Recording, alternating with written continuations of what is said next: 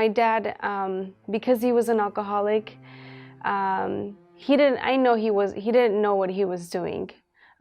But every time there was something that would trigger a fight, he would take it out on either me or my sister. And one time I remember him holding me against the wall, choking me, and I didn't know how to react to it. I knew that deep down that was my dad.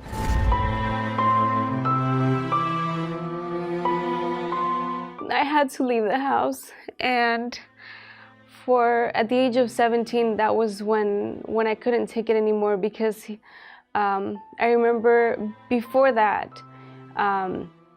I was living in and out of the house, and my dad, one night, he was like, if you stay here, if you sleep in this house one more night, you're not gonna wake up the next day.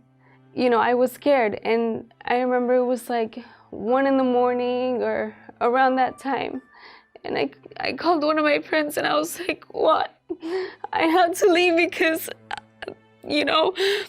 I can't live here anymore. And so I called my friend, and we moved out. And for about, I remember it was like maybe a year straight, I didn't have a home. I was living from house to house, and that was for about maybe 4 or 5 years. That I remember when I moved out, I broke my phone.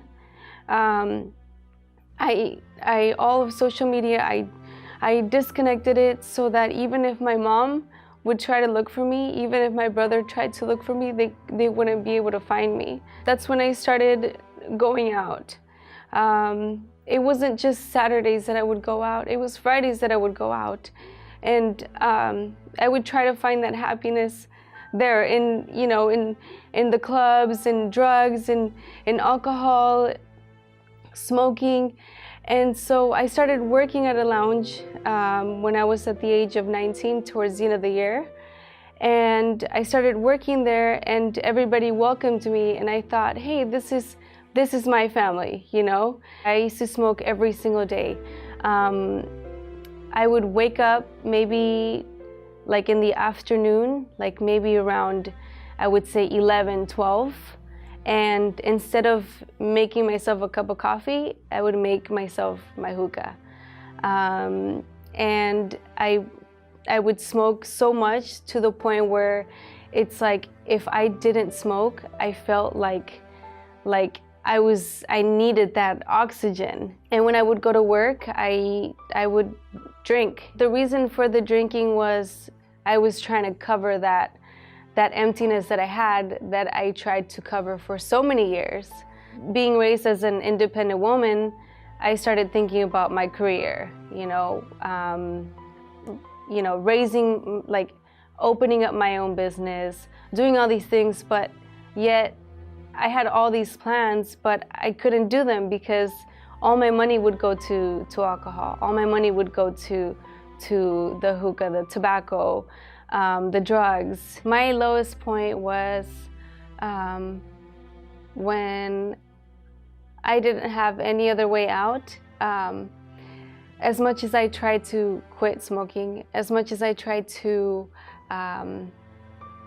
quit drinking, even in my sentimental life, the guy that I was dating, he couldn't make me happy. My mom couldn't make me happy. My friends couldn't make me happy. I knew about the church because of my sister. My twin sister actually started coming here. And at the time that I came to church, I think she was already an assistant. But before that, my parents started coming here. This was when my dad decided to change, but I didn't care. And my dad did try to apologize many times, saying, please forgive me for everything that I did in the past. He wished he could go back and change everything, but I didn't want to do that. I had so much hate. When I came to church, that was my lowest point.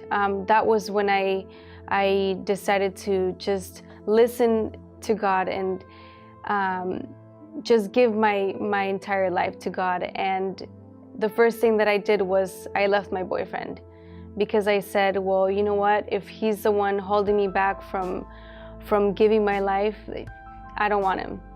You know, I would open the Bible, I would read the Bible, but while I was reading the Bible, I was still smoking. And I would say, God, what else do you want me to give to you? You know, and it's like, but it was right there. You know, it was that. The day that I decided to give it up was, I went up to one of my friends that comes to church, and I said, hey, you know, I really need help. Like, I want to give it up, but I can't. I don't know how. You know, and that day, I remember sitting down with a few people from church, and everybody started sharing what they used to go through and how they overcame it. By asking God to help them, then I said, okay, you know what, I'm gonna give it a try. The whole day, I remember I remained in prayer the whole day, so that I wouldn't even think about, you know, driving to the hookah lounge after work. A week passed, and then I finally went up to one of my coworkers and I said, hey, you know, I know you don't know my personal life, but I'm so proud of myself that I wanted to share it with you. And they said, what's going on? And I said, well, I used to smoke for over 10 years, and it's been a week that I didn't smoke. And you can even tell how happy they were. They asked me, how did you do it? You know, and I said, you know, through prayer, you can overcome anything. You know, if you give your life to God, you can overcome anything. And even though they didn't, you know, at the time, they didn't believe in such thing, you know, now they ask me, hey, you know, like, where do you go? Or like, if I'm feeling like a little bit of just like, hey, I need that father-daughter moment, I'll just like, you know, turn and be like, all right, I'm gonna go visit my dad today, you know. And then today, the relationship that we have, people are like, wow, you were always you know, you always had that father-daughter bond, didn't you? And I'm like, no, actually, I never had that. With God, anything is possible. Clearly, anything is possible. If he can change my dad, if he can change me or any of my family members, he can definitely change yours. Today I'm happy. I look at everything that, you know, I went through, and everything, I believe that everything happens for a reason. Every battle that we go through, you know, it makes us stronger. As a person and as a woman of God, I believe that when I'm going through something or through a battle, or, you know, something doesn't go my way, I know that that situation is, even though maybe right there and then, I won't understand why I'm going through it. But I don't ask God why I'm going through it, you know, because He has a perfect plan for us. He has a perfect plan for me.